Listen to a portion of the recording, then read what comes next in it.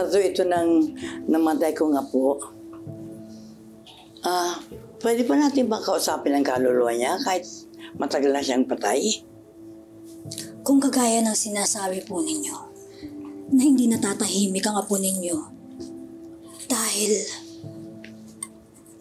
sa wala pang naibibigay na hustisya sa nangyari sa kanya, maaaring kasama pa natin siya. Kausapin na natin siya.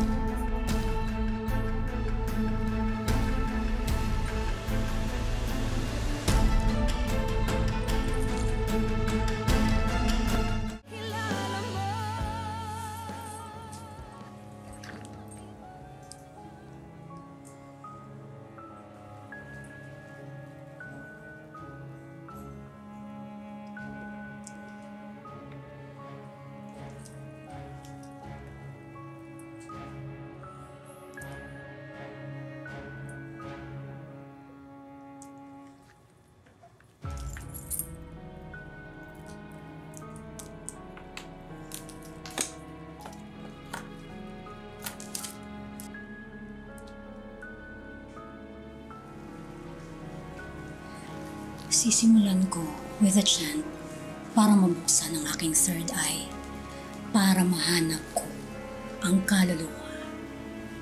At pagkatapos nun, saka ko tatawagin ang iyong apo.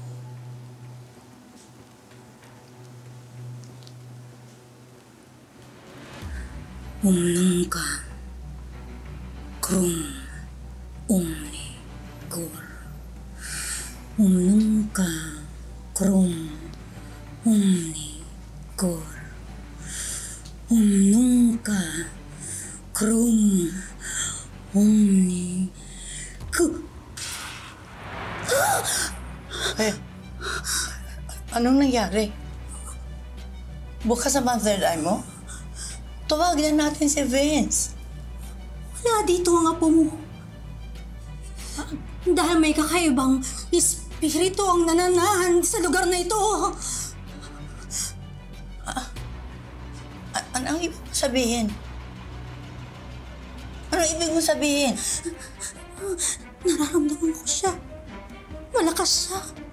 Isang kaluluwang nangaangkin ng hindi kanya.